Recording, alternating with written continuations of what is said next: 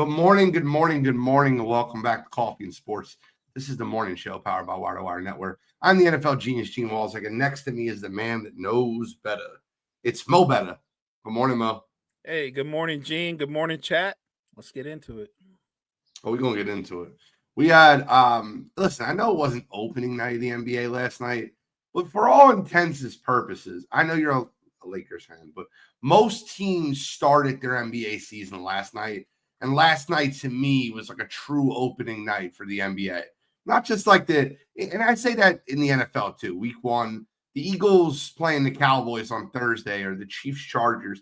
That's not the opener to me. That opening Sunday where you get every slot of games. You see Cooper Flag not having a great debut. Victor Wembanyama, the alien, dropping 40. Him as well as Tyrese Maxey and the Ant-Man all dropping 40 on opening night. Great night of NBA action, Mo. It really was. I was switching back and forth between so many different games. I was invested in the Sixers game only because I was curious what to see rookie VJ Edgecombe was going to do. This guy comes out, and I know Maxey had 40, but Edgecombe looked like the best player on the floor. Easily, he looked like the best player on the floor. I was blown away by how easy he could blow by people. Like no one literally could stay in front of him. And when he wasn't doing that, he looked like the best shooter. Like I was like, he can shoot that good. That's part of his game. Because if he's going to shoot that well, the Sixers are going to be scary. VJ Edgecombe. And here's the one thing I'll say this, right? I think that people need to slow down on it's better than Cooper Flag. The Sixers got the best rookie. Cooper Flag has a really bad opening night, and it was very obvious. At first, he was tentative. Then he made a shot. Then he tried being aggressive, and they weren't going down for him. He had a rough opening night. He's going to have a long NBA season and a long NBA career. Slow down with the hype. I want to be clear. I'm thrilled that VJ Edgecombe had a great. And if the Sixers have the best, number one pick in this year's NBA draft, I'd be thrilled with that. But let's just slow down a little bit. I agree. Look, it was an entertaining night of basketball, and a lot of guys put up big numbers. We could do a whole show on whose numbers are sustainable and who's not. And I'm talking about from the top to the very bottom. Like you said, Cooper Flag had you could say, disappointing debut, but he had a disappointing debut on a night where he was playing against an alien. And the alien was by far the best player on the floor, and that's not Cooper Flag's fault. That's about the alien. So I think, is Cooper Flag going to be fine? Yeah, I think he's going to be fine. The only thing I've ever questioned with Cooper Flag was not his talent, not his potential, only if he were going to reach his potential. And I have no idea of knowing that. That plays out during the course of not just this season, but the next season, because he is a rookie. So I think Cooper Flag's going to be fine. He was just playing against somebody from another universe. A game that got lost in the midst last night. You have the ESPN games, and those games were important. You got the Knicks, Cavaliers, and Dallas, San Antonio, 76ers over Boston. Big game in the NBA in my eyes. I'm a Sixers fan. But how about, I think it was like 5 years ago, number 1 and number 2 NBA draft picks looking like number 1 and number 2 NBA draft picks. Zion Williamson versus Ja Morant. In a game in which I was just like, these guys are guys. I like Ja looked pre-injury Ja. Zion looked in shape. He looked good. Did you catch any of Ja Morant versus Zion Williamson in Memphis versus New Orleans? I did. That's another entertaining game. I thought, okay, this is the Ja Morant that people thought could potentially be the face of the league, which is great for the league if he can recapture his pre-injury form. He looked terrific on his opening night. I'm rooting for Ja Morant. I'm rooting for Jaren Jackson because my concern, and again, it's just one game, that Memphis was closer to a rebuild than a playoff burst. So it's great for them. And if Zion can stay healthy, because we have to say everything would stay healthy, I do think he's going to give the Pelicans a shot to get into the postseason because really, if you look at their roster, top to bottom, they don't lack for talent. They just lack for chemistry. Jazz blew out the Clippers, the old men Clippers.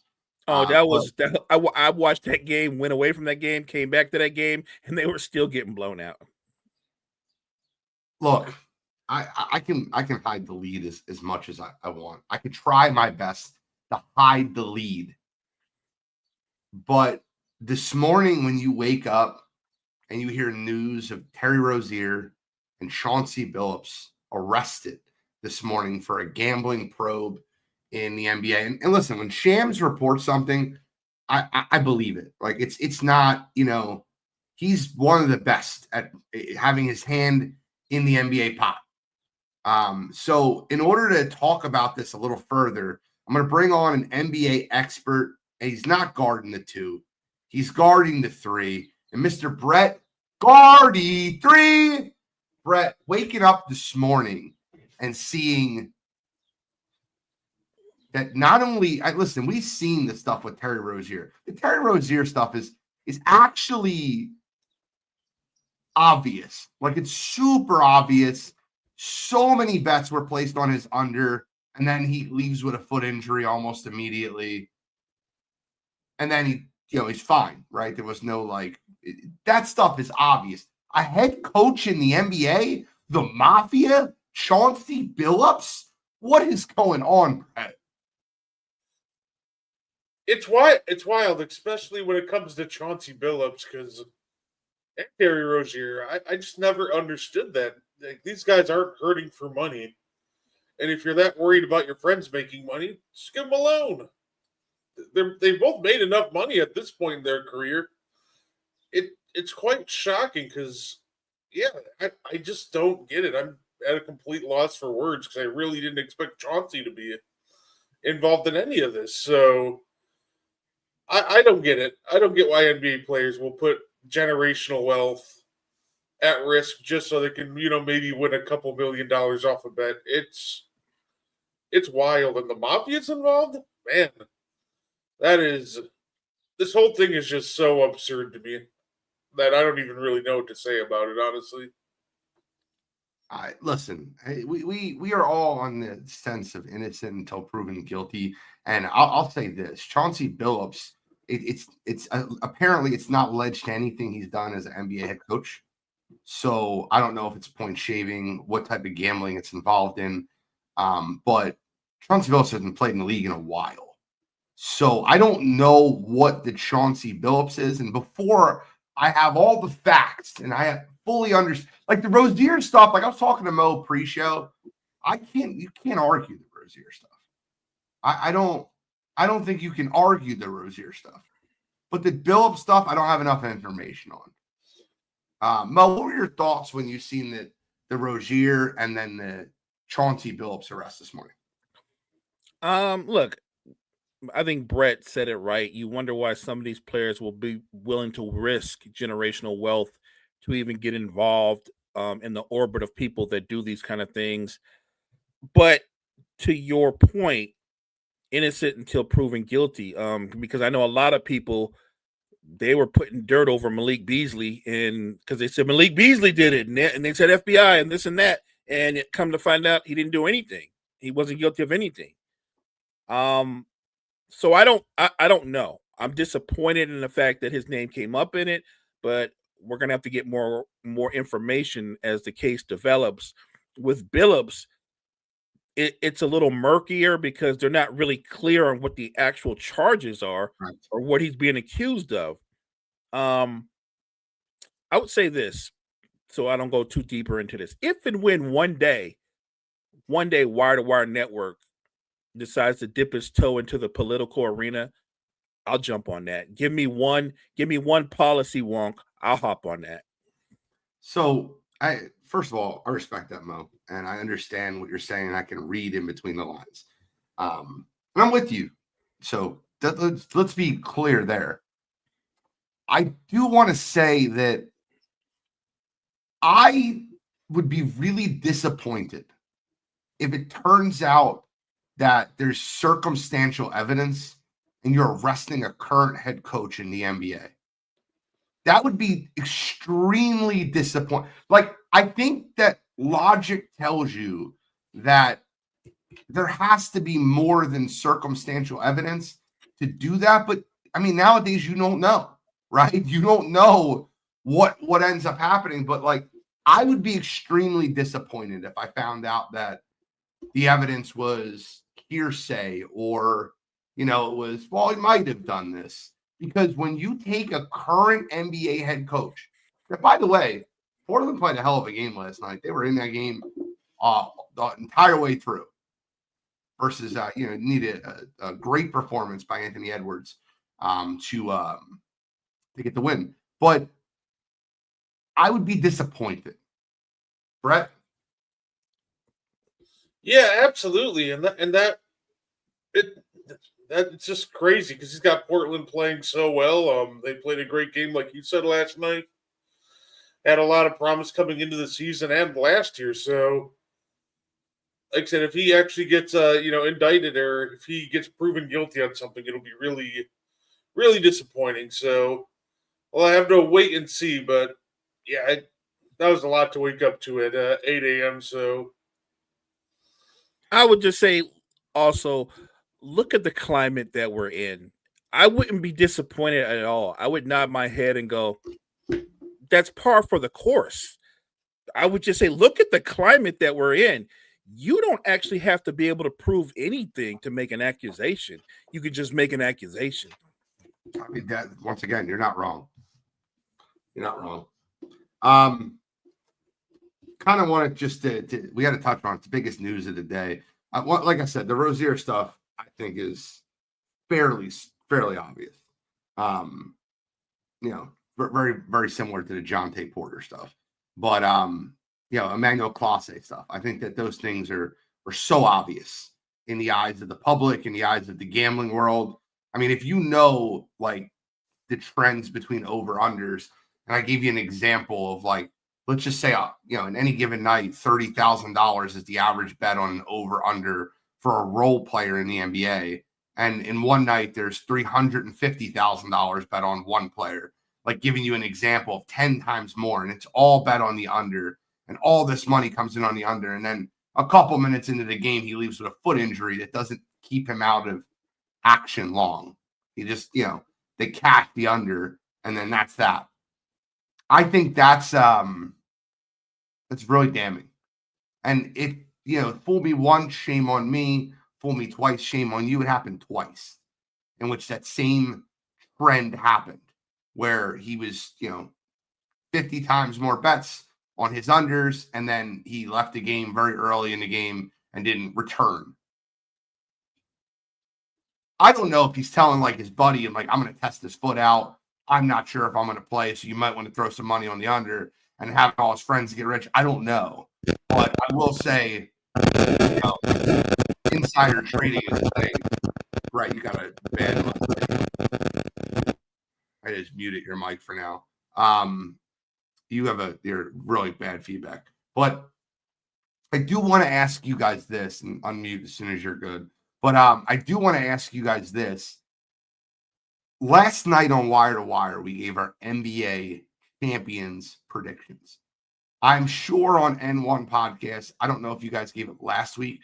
I didn't hear it if you did, but you'll probably give it this week. And I like to project before the season starts. And if you don't mind, giving me a little bit of a teaser, or if you want to let me know, I'm going to tell you my NBA championship prediction this year. And I think that the obvious pick this year, like the favorites pick, is like an Oklahoma City Thunder versus the New York Knicks. That's like what a lot of people, I don't have either one of those teams. I have a standard pick and I have a dark horse pick.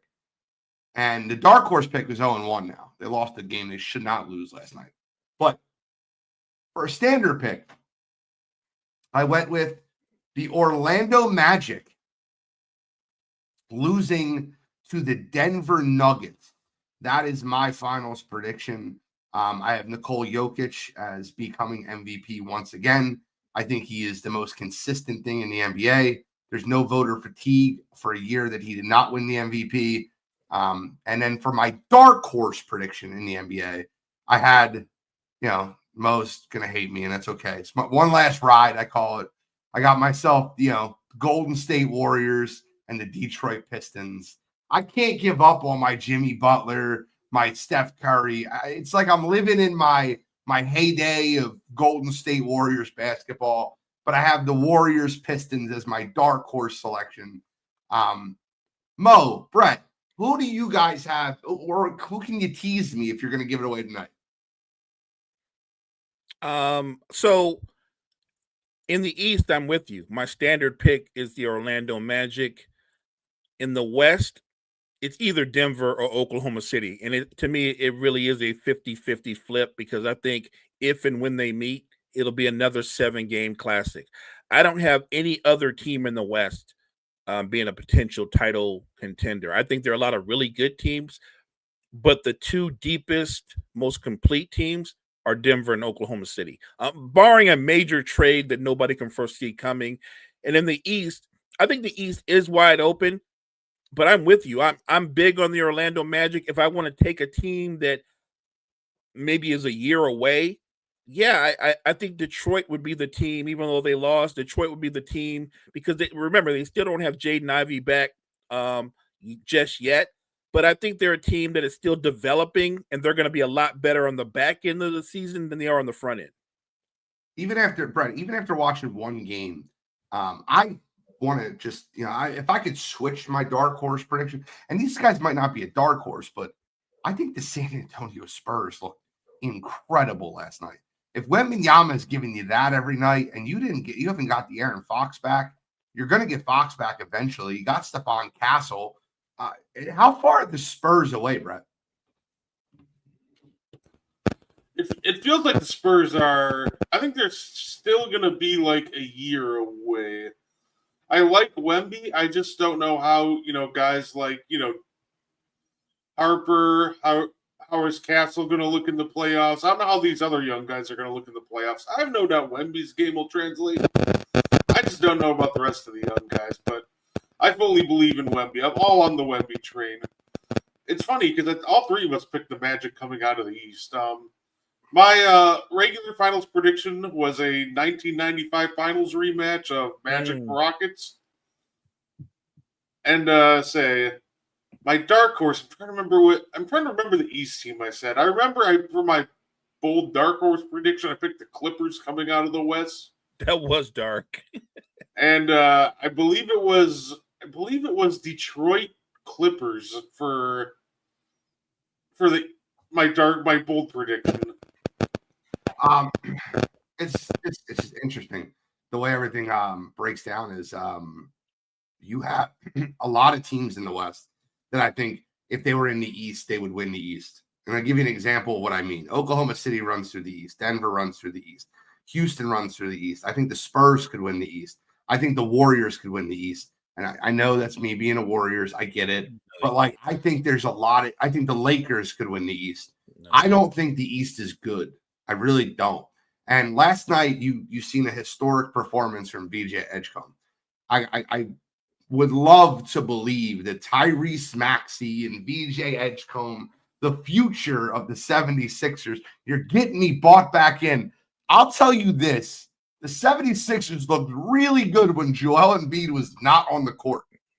But when Joel Embiid was on the court, I got to check his plus minus from last night. It's got to be terrible. Now, I know he started the game, so he probably had a pretty good plus minus in the first quarter.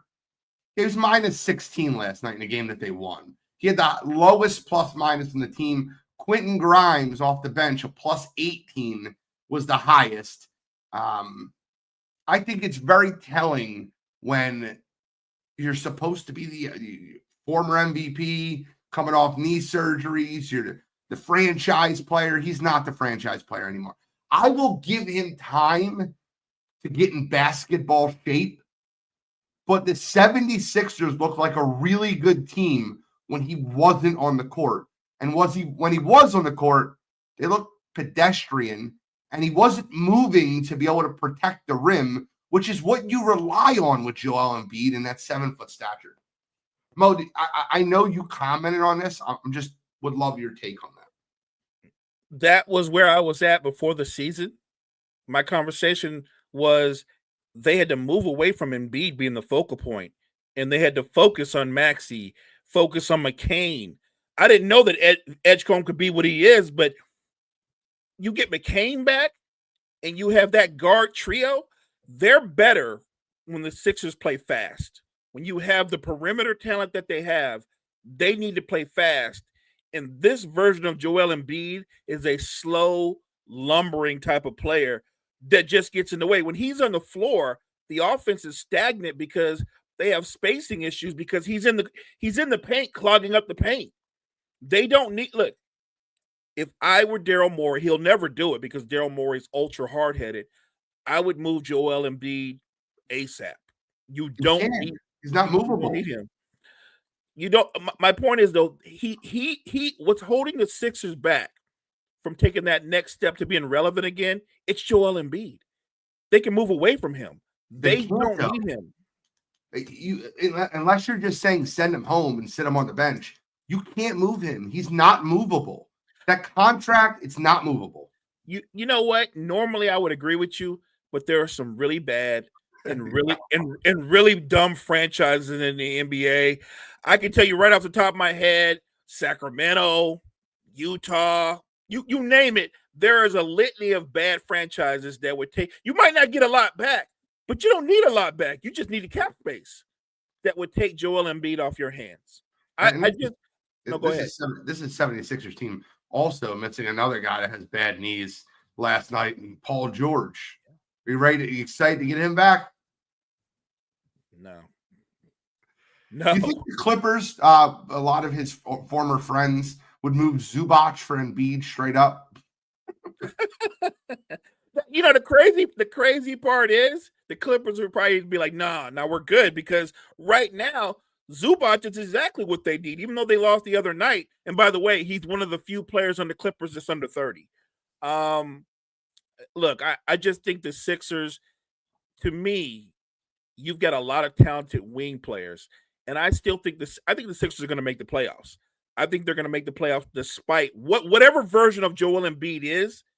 When you have that kind of perimeter talent in a perimeter-driven league, the Sixers are going to make the playoffs. Bro, what are your thoughts?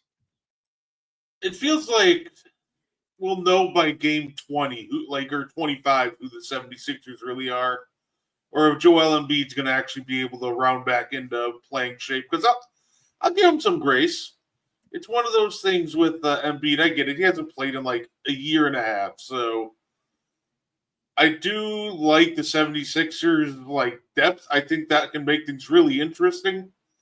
But it just feels like guys like Joel and Paul George don't really fit what guys like Tyrese Maxey, Edgecombe, eventually Jared McCain want to play. It's something I was concerned about last year when they signed PG. You want Maxey to run, and you want him to run fast. You had Edgecombe, you want to play fast. You're not doing that with Joel Embiid and Paul George. So it's one of those things that if PG and Embiid can come back and at least be positive contributors, then this 76ers team gets a whole lot more interesting. But it'll all depend if they can find a competitive balance of play styles. So I do like the 76ers, but I think this is all going to come down to, can you incorporate your two highest paid players successfully into this team? That's the problem. Right now, aren't they both basically anchors around the franchise's neck? Absolutely. I do want to touch on something else that, Brett, Mo, you guys are big basketball guys. Do you know who Dominic Barlow is?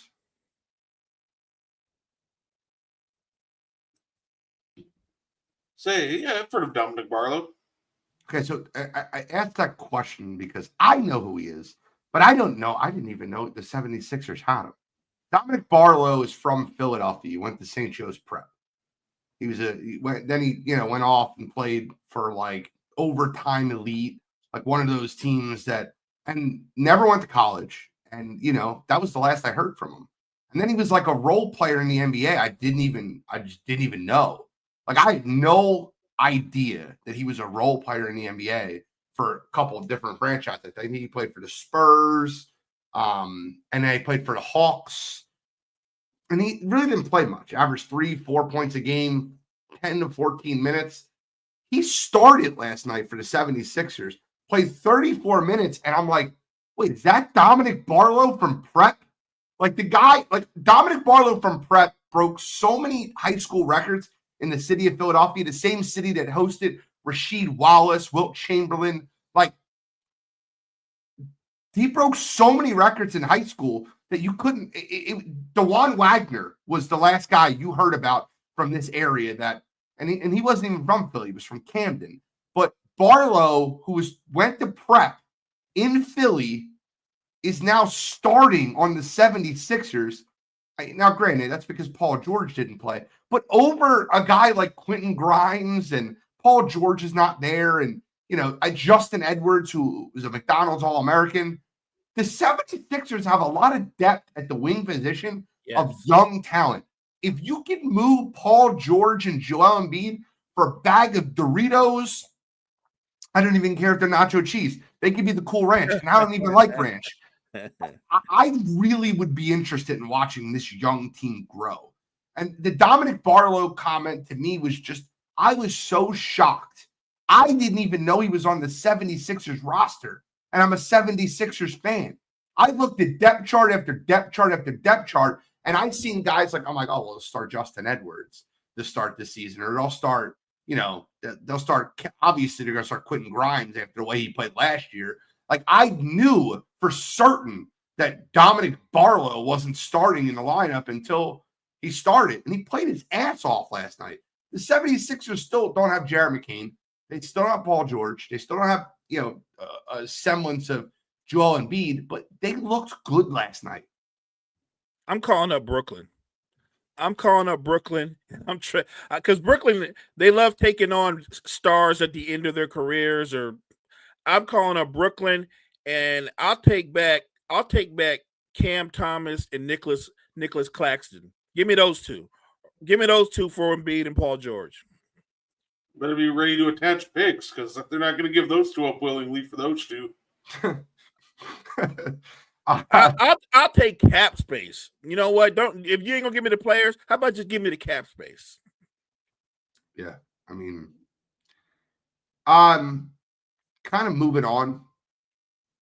Last thing I want to say with the 76ers is, I just want to ask you this question. I want to see if it's an overreaction or not. By the way, we'll get right to this because Control used this as "you got to be kidding me," and it's hilarious. But after last night, have you changed your prediction on who will be Rookie of the Year? I didn't change my prediction, but I think Rookie of the Year is going to be a lot closer race. But I didn't change my prediction. Okay, Brett? No, not yet. I think when it comes to the Rookie of the Year race, it's just going to be hard to keep Cooper Flagg away from winning it, because there already is so much pre-existing hype. There's already a lot of momentum towards him winning it, before the season even started. So I already said that it wasn't like an open or shut race, but that being said, it's going to take a lot for someone like, Edgecombe, for example, to overtake him. But he had a great first step yesterday. He looked terrific. So Cooper Flagg was minus 275 to win Rookie of the Year. He is down to minus 165. VJ Edgecombe was plus 2,000. He is down to plus 250 in one night of basketball. That's crazy. It's insane value. Like, if you really believe Cooper Flagg's going to be the Rookie of the Year, now is your time. Like, this is like John Cena. The time is right. The time is now. But, all right. Just wanted to get your opinion on that. I want to change course. Anything else that you two want to talk? Obviously, if you want the full, I say this on every show, and I'll say it again. If you want the full in-depth on NFL football, listen to Sideline to Sideline on Thursday nights. And I'll be back full-time in 2 weeks to Sideline to Sideline. Kyle and and Brett have been holding me down. If you want the full in-depth on college football, you got to listen to Coast Tailgate on Saturday morning. But if you want the full in-depth on anything NBA and you're not watching N1 podcast, you are out of your rabbit mind, because these two guys know more about basketball. They've forgotten more than I know. And I know a lot about basketball. But listening to these two guys go, of course, top small forwards, top point guards of all time. They're going over list after list after list, and to have content through an entire offseason. We don't even do that with the NFL. We just skip until the NFL season comes. To have content and good content for an entire NBA season and then off season, it's impressive. Gentlemen, you guys are impressive, and just wanted to lay that out there for anyone listening. I appreciate it. Thank you. Appreciate it. Absolutely. Let's move over to the NFL.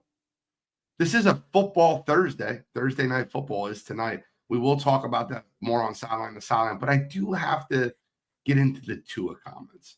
I didn't know about these comments until last night when Cottrell used it as you got to be kidding me. And I need to get the exact comments up because they're hilarious.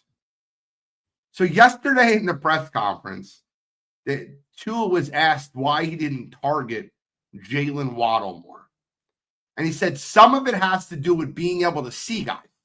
I'm not the tallest guy in the back there either. Tua, who's 6'1". So being able to see, and then sometimes when that happens, you don't want to throw it blindly and you got to progress. So I think that has some merit as to reasons why that happened to Waddle.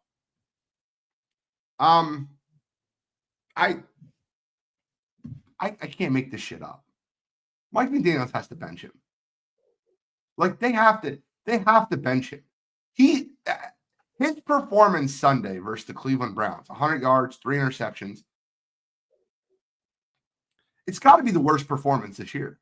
It's got to be worse than J.J. McCarthy's like week 2, which was horrendous. How in the world do you have a Lamborghini in Jalen Waddle and you have no idea how to see over the line of scrimmage? How do you not know where he's at? You've played with him for 6 years. I don't want to throw it blindly.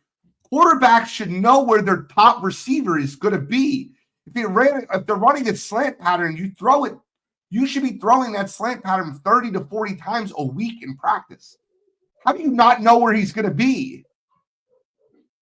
This is another one of Tua's fun comments on his weekly press conference that have just been getting national attention. We can go all the way back to the time where he called his teammates out for missing meetings and showing up late. He called his coach out for the culture of the team, when in reality, the coach is the only reason that Tua still has a job. Guys, Tua, comments, reaction. Back-to-back 3 interception games. Clearly, he's lost the confidence of his teammates. A lot, to talk about the coach losing the locker room, your QB1's lost the locker room. I just think Miami's literally falling apart in front of us. And I know because of his new contract, you can't move him, but you can still bench him. You can move on from him. We're at a time where a guy like Deshaun Watson's getting paid, and he'll probably never lace him up again. I think you have to bench Tua and move on from Tua. Even though we know their head coach is a dead man walking, look, just for his own credibility going forward, he needs to bench Tua.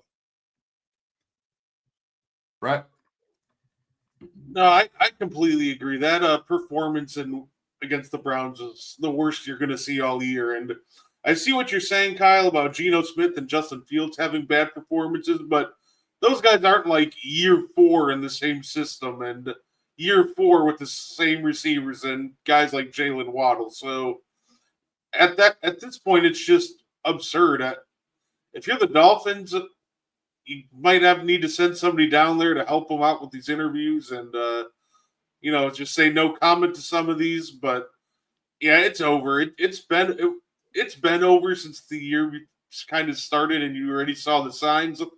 But if it wasn't abundantly clear, they need to bench him and just move on because he's clearly not a capable NFL starter anymore, and you need to keep him away from these microphones before he ends up like destroying the team completely if it's not completely gone already. And just to be clear, Kyle, Geno should be benched too. Justin Fields should be benched too. We can make it a triple-double. They all three need to be benched. I'm going to do like a start bench cut on dumb comments this week because I have 2 more for you. And then at the end, we can start bench cut them. Is that okay? You guys see the comments for Woody Johnson on Justin Fields? I know that Woody Johnson is saying what a lot of fans want him to say or what a lot of fans are thinking. Right. This is a football player that's on your team. He was your starting quarterback. And to bash him to the New York media is probably not the brightest idea. Johnson created a firestorm when he said it's hard when you have a quarterback with the rating that he's got. I mean, he has ability, but something's just not jiving. If we can't complete a pass, it would look good. He also took a couple shots. And by the way, the comment about the rating, is he still judging people on Madden ratings? Like, what is he talking? Is he talking about their quarterback rating, their Madden rating? Is this kid still giving them advice about, like, hey, we're doing this with a 74 overall on Madden? Like, I'm trying to understand why you would bash your quarterback to the media of New York. Like, shut up. Just don't say anything. You're paying him $20 million. Stop talking. Woody Johnson's comments on Justin Fields. I say it's all right. You know, if fans want to say things like that, whatever, you're kind of used to it. But, yeah, you're the owner of the team. You just can't go out and be doing that. If you want to, bash your quarterback or whatever, you kind of do that in private, right? Maybe over some drinks with a couple friends, let out your frustrations. But you don't let out your frustrations to the media. That was just kind of absurd. If I'm, Justin, I have every right to be upset. And, yeah, I wouldn't want to play for New York at that point because, like I said, if you're the owner of the team, yeah, you can't be venting out your frustrations to the media like that. But if you look at any head coach with a quarterback like that, you're going to see similar results if you go across the league. You have to play consistently at that position, and that we're going to try to do for the remainder of the season. Mo? I feel like if you're the owner of the team, though, you're supposed to be above the fray. You're the owner of the team, and you're jumping on the fan bandwagon because your quarterback hasn't played well, and you're attacking low-hanging fruit. I don't understand that because at one point you thought it was right to sign him for $20 million. You did that. I mean, the fans should be looking at you because you thought it was a good idea. So for you to turn on him to try to gain favor with the fans, that's a bad look. That's a lack of leadership. 100%. I know we talk about this often, like we did a lot of it's joking around and but how intelligent do you think you have to be an NFL head coach? I would think very. Very. I agree. Mo, how intelligent do you think you'd have to be an NFL head coach? I think you absolutely have to be intelligent, but you also have to be a leader. Well, I've accused Sean Payton of being a lot of things, and not unintelligent is not one of them. I think he's a jerk. I think he's been a bad person a lot of times, Downeygate. When he said what he said to the media on Monday, there was no question as to what he was trying to say. I have a ton of respect for the Giants organization. I spent 4 of my early years there coordinating a Super Bowl, the first game in the stadium before 9/11, close with the Mara and Tisch family. They found a little spark with that quarterback. I was talking to John Mara not too long ago, and I said, we were hoping that change would have happened long after our game. Well, the change was from Sean Payton's former quarterback, Russell Wilson, to Jackson Dart. Russell Wilson, of course, seen the comments and responded with, I love what Russell Wilson responded with. Classless, but not surprised. Didn't realize you're still bounty hunting 15 plus years later through the media with laughing emojis and then the catchphrase, let's ride.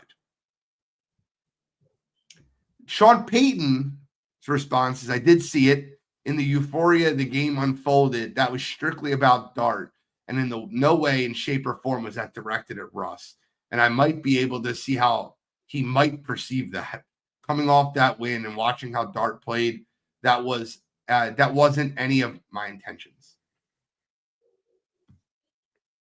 Brett, when you hear the comments from Sean Payton, do you think it was an accident? No, absolutely not. And he really only backtracked because he got called out. So I don't think it was an accident. I think he knew exactly what he was doing. Sean Payton is one of those guys that he's not dumb. He knows exactly how these guys are going to take it. I thought, his comments were clear as day. And to get Russ mad enough that he actually breaks his, church boy choir, gimmick that he's got going on over there and, breaks his silence and claps back, he has every right to do that. He had every right to be upset. So Sean Payton knew exactly what he was doing. I don't want to hear any excuses from him. Mo? He was being a jerk. He doesn't like Russell Wilson on a personal level. He didn't like him. And he was being a jerk. And he got called out. And so he backtracked. Look, I want to remind people, Sean Payton coached Drew Brees for years. And Drew Brees is a great quarterback, Hall of Famer and all that. But do you guys remember the end of Drew Brees' career? It wasn't storybook. It wasn't pretty. People were saying, but because people like Drew Brees and they admire Drew Brees, they didn't say he looked like trash or booed him or whatever. I'm just saying we pick and choose who we like and how we want to look at them. But the ending of Drew Brees' career was every bit as ugly as Russ's. The only difference is he didn't change teams a bunch of times. So I think people choose and pick who they want to go after. Russ is easy to go after because he's horrible in interviews because everything he says is generic. And maybe the most spontaneous thing he's ever done is the clapback to Sean Payton. Got to give credit where credit is due. I love the clapback. And to make the mention of the bounty gate, I think that was a very smooth response. Whether it was him, Sierra, or his PR team, it was a good clapback. It was probably her. Last on the NFL, and then I got one more topic afterwards. But last on the NFL, the game tonight, you got Thursday Night Football. You got a big game between the Minnesota Vikings, who are 3-3, at their crossroads. Carson Wentz will be starting, it looks like, again, versus the Los Angeles Superchargers, who are super injured. Who do you like in this football game and why? I'll start with Mo. I'm going to go with the Chargers. Minnesota has more talent, more explosive players, and yet I think that Carson Wentz will give the Chargers opportunities to make picks, to get turnovers. I will say this, Brian Flores is obviously a great defensive coordinator. It's going to be a struggle for the Chargers to generate offense, but I think if they get those turnovers and get a short field, I think the Chargers find a way to win a close game. Opened up at 2.5. It's up to 3.5 now. Brett, who do you like in this football game? Vikings at Chargers in SoFi. I think this is going to be such a fun and close game. But you know what? I'll go with the Chargers as well. I think their biggest challenge is really simple. One thing they've been bad at this year is keeping Justin Herbert upright. That line, ever since obviously Slater and Alt are both out, has struggled to do that. So I'm curious to see how they'll respond to some of these really creative Brian Flores blitzes. But I just, at the end of the day, this one just comes down to I trust Justin Herbert a whole lot more than I trust Carson Wentz. So I feel like the Chargers defense will be able to turn them over at least once, and I think that'll be all the difference in this game. I'll say this. They could be getting a little bit of help. Joe Alt is listed on the questionable list. And listen, a lot of people have been ruled out already. I think that them keeping Joe Alt questionable might be what they're going to get back at right tackle or left tackle for them. Joe Alt might play tonight, and if Joe Alt plays and Mekhi Becton, who's no longer has an injury designation, and then Trey Pipkins, who is their original backup right tackle, plays, he's listed as questionable. I love the Chargers in this football game. It's not often where I know 100% where someone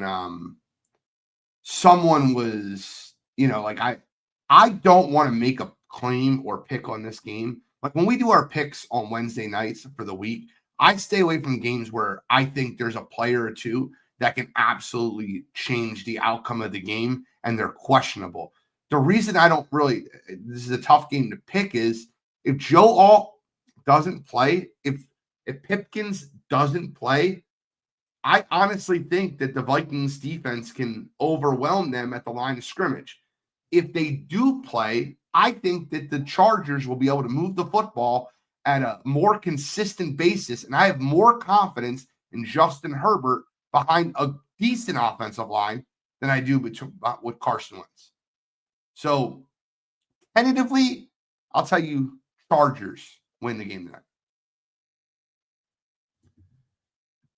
Yeah, Malik Beasley, not Malik Beasley, Gilbert Arenas, Terry Rozier, and Chauncey Billups, both arrested this morning.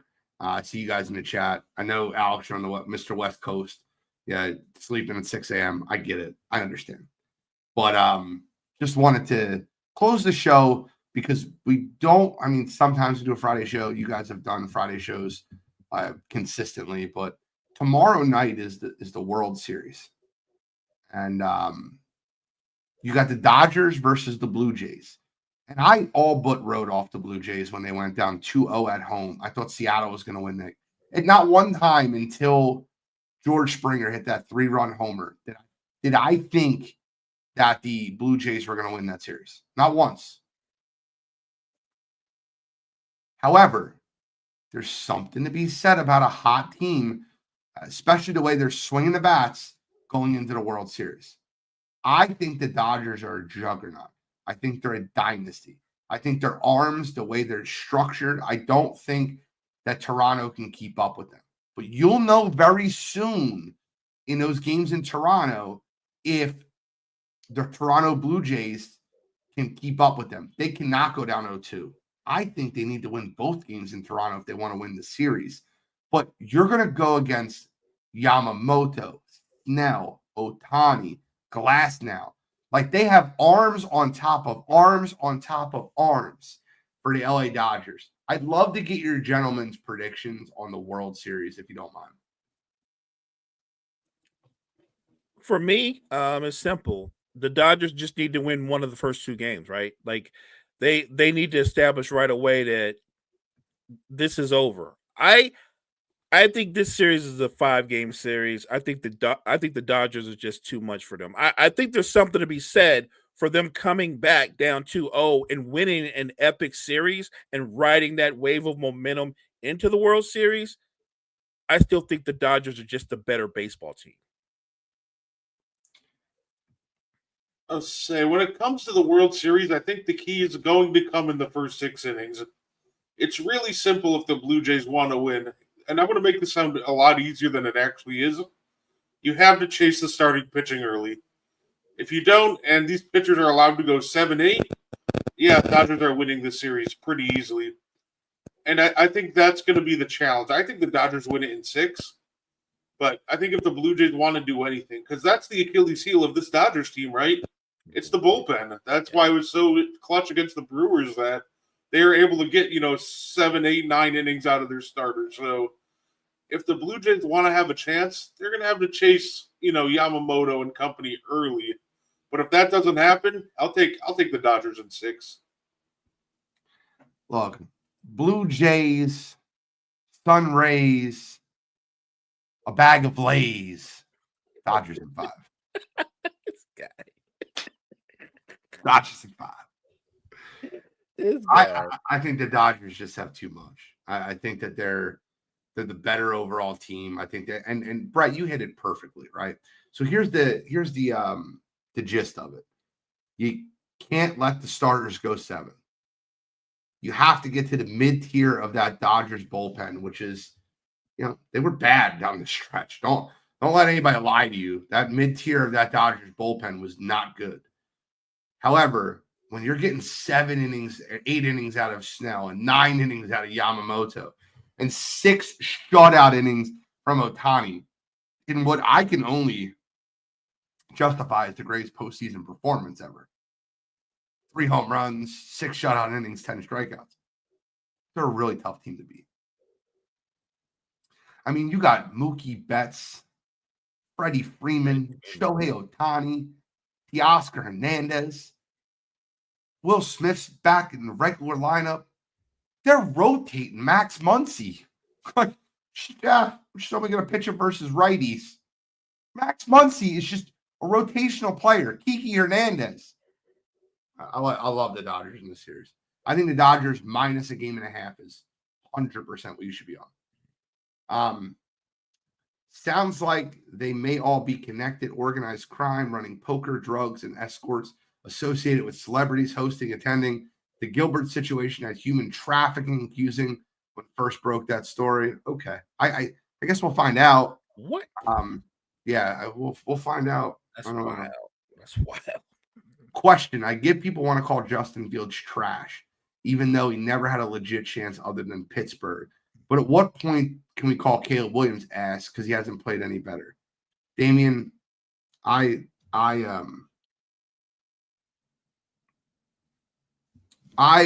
was the last of the Mohegans that was holding on to hope of Justin Fields.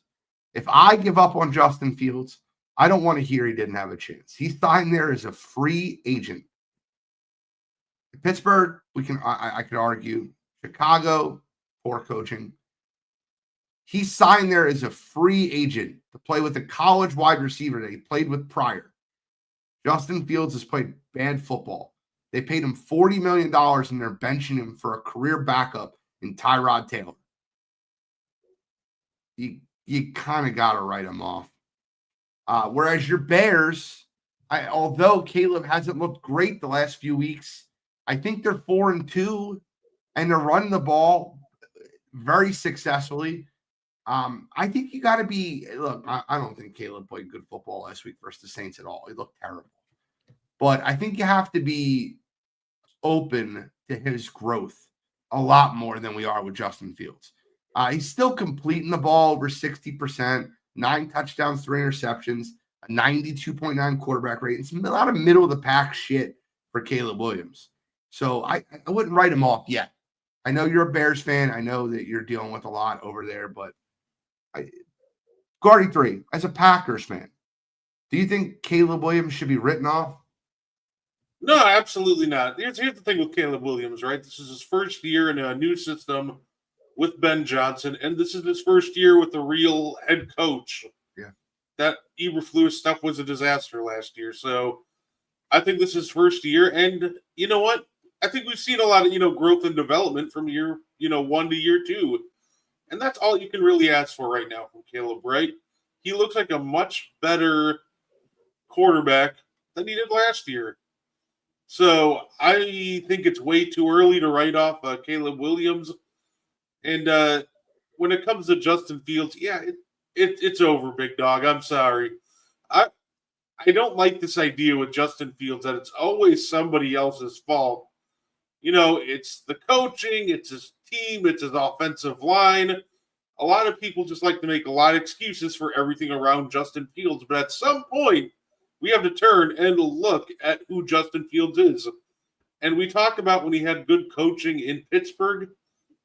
At that point, he looked like a serviceable starter, like a bridge quarterback, spot starter, or a really good backup. But at no point did he look like a franchise quarterback. And I think that's kind of key. I think that's where you really saw who Justin Fields really is. He's a guy that you put him in the right situation, he won't lose you games. He can keep you in games, but I think it's just abundantly clear he's not a franchise guy, where I think Caleb Williams still very much has the potential to be one. You want to talk about how bad his head coach was last year. Matt Eberflus was his head coach. I want to ask you a question real quick. Do you remember where Matt Eberflus came from, Brett? Eberflus, He's the defensive coordinator for the Indianapolis Colts. You know where he is at right now? is he in college? He's the defensive coordinator for the Dallas Cowboys. Do you know what that's the right. 32nd ranked defense in the NFL? The Dallas Cowboys. So you're talking about a guy that was fired as a head coach last year for being a terrible head coach, gets a defensive coordinator position, and he's the worst in the NFL at that too. Mo, what's your take? Yeah, I think that it's I rooted for Justin Fields. I've openly rooted for him, and we can always talk about talent. The talent is there. He just hasn't been able to put it together, so it's disappointing. I don't think it's the end of his career because the talent will be there. He might end up being. Remember, the guy that replaced him is Tyrod Taylor. He might end up having a Tyrod Taylor type career himself, which will be disappointing. So look, I've been on that train. Sometimes you get it right, and sometimes you get it wrong, and you don't know why you get it wrong. Because in terms of talent, he has all the talent that Lamar Jackson has, and yet he can't put it together the way Lamar Jackson. It boggles my mind. It frustrates me. But I'll take the L for anybody who wants to go. Mo, you was on that. I was on that train. I'm off that train. I've accepted the fact it is what it is. I'm with you. Damien's response is, sorry, I never believed in Caleb as a generational talent. By the way, Mo hasn't either. If he wouldn't have been backup in Bama and look, I don't know. This is, what do you mean? If he wouldn't have been backup quarterback in Bama and looking like crap in USC and crying. I'm not going to go. That's foolishness. I got to be careful when I post some of your stuff. Look, man, you want to have a football take, have a football take. And we really appreciate you listening to the show. Let's not get personal, talking about crying to mama and backup quarterbacks. He won a Heisman trophies. He's #1 pick in the NFL draft. He's accomplished more than I've ever accomplished in my life. And you can say what you want to say about the guy as a football player, but let's not be personal about it. And let's just remember, you're a Bears fan. He has a really good chance, even if he doesn't live up to his potential, he has a really good chance of being the greatest quarterback in Bears history. That's not wild. Am I right? I'm being right. I'm being real. So you should be optimistic. You have the potential to go 5-2. Yeah, they're not winning because of him, but your defense leads the league in takeaways, and your run game is one of the best in the league. You're fine. Gentlemen, what are we talking about on N1? I'll say it's going to be a lot of fun. We're going to be talking about, obviously, this early slate of games, making some takeaways, talking about some, maybe some way too early hot takes and predictions from early in the season. It's going to be a great time. I'm excited to talk some of this early season basketball we've got going on so far. Brett, it's always great to have you and Mo and being able to talk chop up sports with you guys on the morning. I appreciate you filling in for me yesterday and being ready for today. Schedule eased up a little bit today, so I was able to hop on here for an hour. Mo, any final thoughts? No, I love the chat, love the energy. Appreciate you guys for getting up early with us. And just check Brett and I out tonight at N1 at 9:00. All right, check us out. Wire to Wire Network. I'm the NFL genius, Gene Walzak. He's not guarding the 2, he's guarding the 3. And the man that knows better, it's Mo Better. And we are signing out.